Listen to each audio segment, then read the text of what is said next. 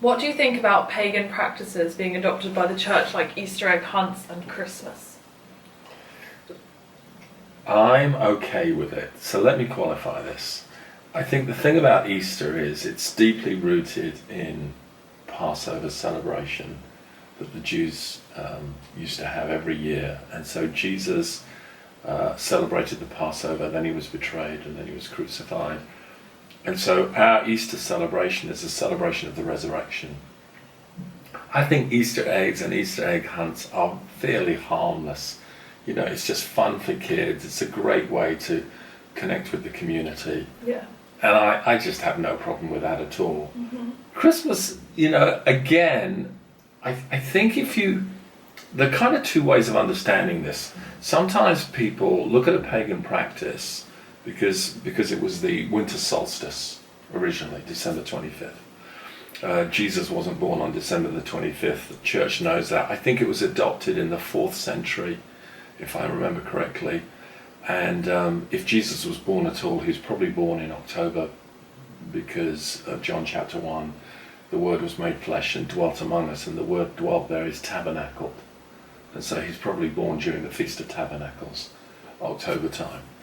But so one view of Christians is if we adopt a pagan practice, somehow we are agreeing or complicit with it at some level, and therefore we are contaminated by it in some way, spiritually. And they usually refer to some of Paul's writings in Corinthians. My view is that because the church is primarily missional, I think what the early church fathers did was actually quite wise in the 4th century. They were basically saying, here's this practice, here's this thing, let us redeem it.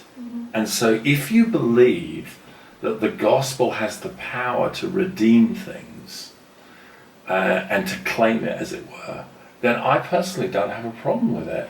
And I think if you disconnect from Christmas, you disconnect from a very powerful cultural phenomena and opportunity.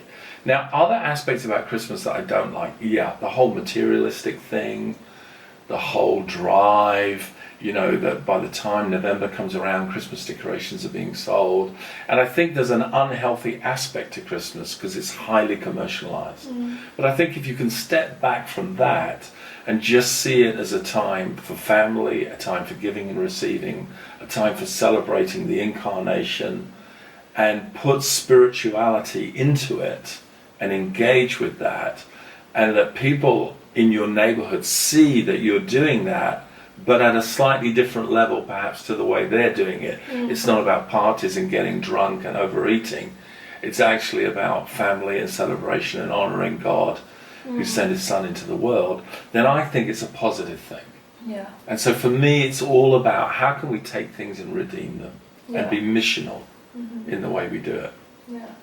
Yeah, so for me it's an okay thing to do. Yeah. Cool. And I think we disconnect too much from culture if we don't do that. And and I've seen Christians like that, and it's like they come across as separatist, judgmental, disconnected. Yeah, and have you always been like this the whole time you've been a Christian? Or did you maybe used to have more? I went through a period of deep reflection over the issues that some of these roots were pagan practices, and it did cause me pause, and I had to think it through. But I came to the conclusion that the church is missional. It's to be out there, it's to be involved, and that we do things fundamentally differently. We do it in a way that says Christ is King in our lives, and people should notice that. So for me, you know, Jesus, he was known as a glutton and a wine bibber. Well, how did he get that reputation? Well, it wasn't because he was drunk. It wasn't because he overate. But it was because he was in environments where that happened. Yeah. So Jesus was fully engaged with people in their worlds, but he was separate from it in his heart and in his habits and practice. Yeah. He didn't overdo it. Yeah.